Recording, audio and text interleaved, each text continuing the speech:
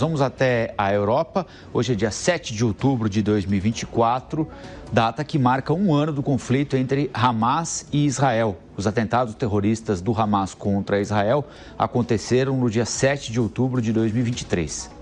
Hoje, o grupo Hezbollah disparou foguetes contra uma base militar próxima à cidade de Haifa. O exército israelense fala em pelo menos 10 feridos até agora.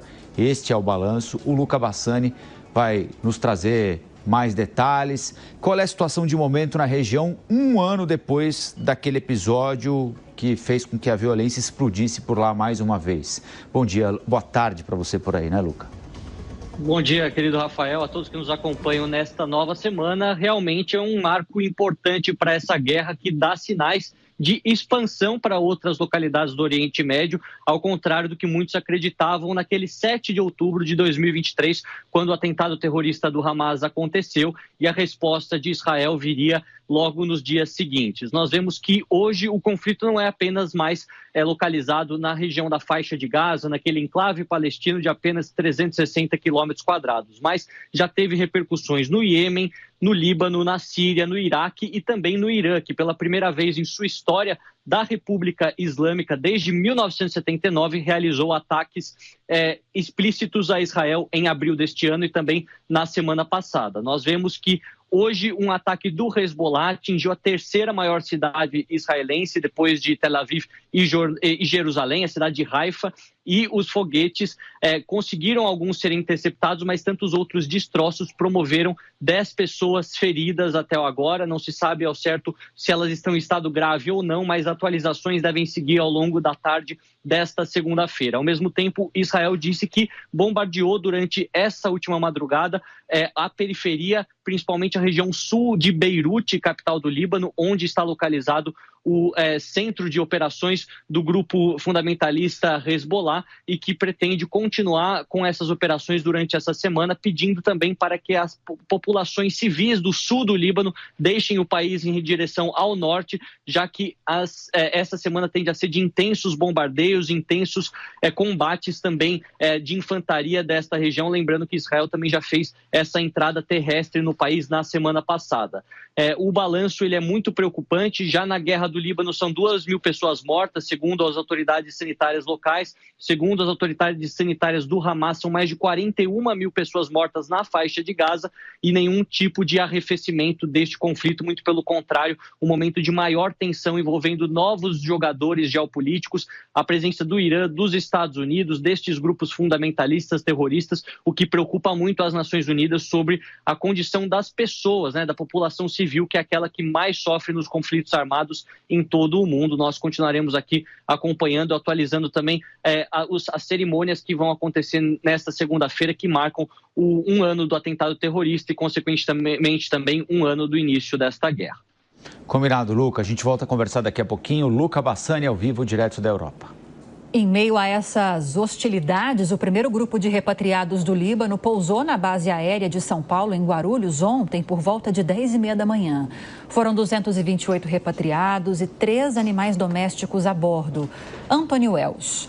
Abre a porta e a bandeira do Líbano ganha destaque. Nas mãos da pequena Maya Fares, de volta ao país com a irmã e a mãe para reencontrar o pai. Alegria, alívio, palavras que resumem bem o sentimento da família Fares, finalmente reunida em solo brasileiro. Eu nem dormia pensando na minha família lá, porque não adianta eu estar aqui são e salvo e minha família lá, debaixo de chuva de bombas aí.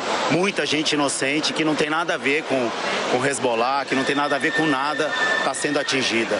Tem muita gente, mais de 50 médicos já morreram. Atacaram o corpo de bombeiro, atacaram escola. Isso aí não está certo. Morreu um diretor de uma escola lá que o cara não tinha nada a ver com nada. Isso é muito triste, tá muito triste, de verdade. Como que você se sentiu carregando a bandeira do Líbano ali, saindo do avião? Muito feliz e muito emocionado. Na sequência, quem aparece é Rami Riquien. Esse homem com a camisa da seleção brasileira que ajoelha na pista e aponta para os céus. O empresário relatou o drama vivido nos últimos dias. Eu não consegui me conter as lágrimas, porque lá dentro do avião a gente já estava falando, já estava agradecendo, aplaudindo o nosso presidente, sabe? Mas graças a Deus, eu quero, do fundo do coração, não é só agradecer o Lula, eu quero agradecer a cada brasileiro, a cada cidadão brasileiro, que sempre ajudou a gente, como imigrantes, que chegamos na terra de vocês ajudaram a gente. O que a gente hoje somos, tudo foi através de vocês, brasileiros. Então, a toda a honra e glória, primeiro a Deus, segundo a todos vocês. Nosso muito obrigado por tudo. O Rami e os membros da família Fares são só alguns dos 229 repatriados em uma operação da Força Aérea Brasileira. Na chegada, recepção sim de familiares, mas também do presidente Lula, que reforçou a posição do Brasil diante do conflito entre Israel e o Hezbollah. A guerra, ela só destrói. O que constrói é a paz.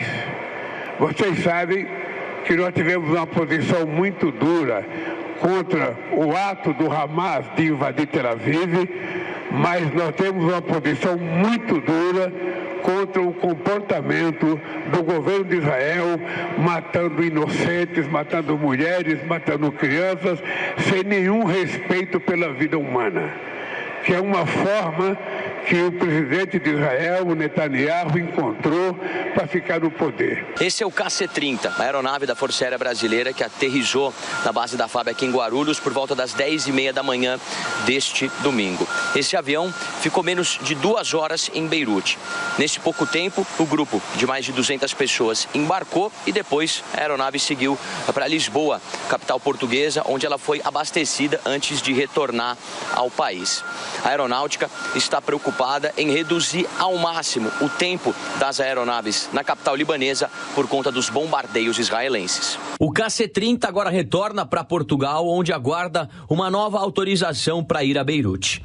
A operação de resgate, batizada de Raízes de Cedro, símbolo nacional do Líbano, deve durar cerca de 1 mês.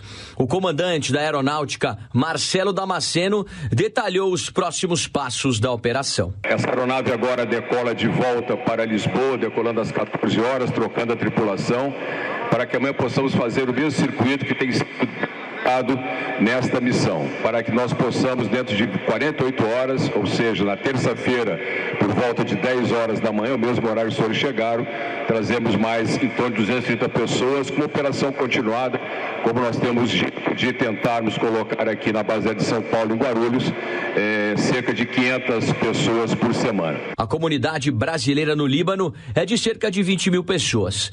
Quase 3 mil já manifestaram interesse em deixar o país. O governo brasileiro informou que consegue buscar 500 pessoas por semana.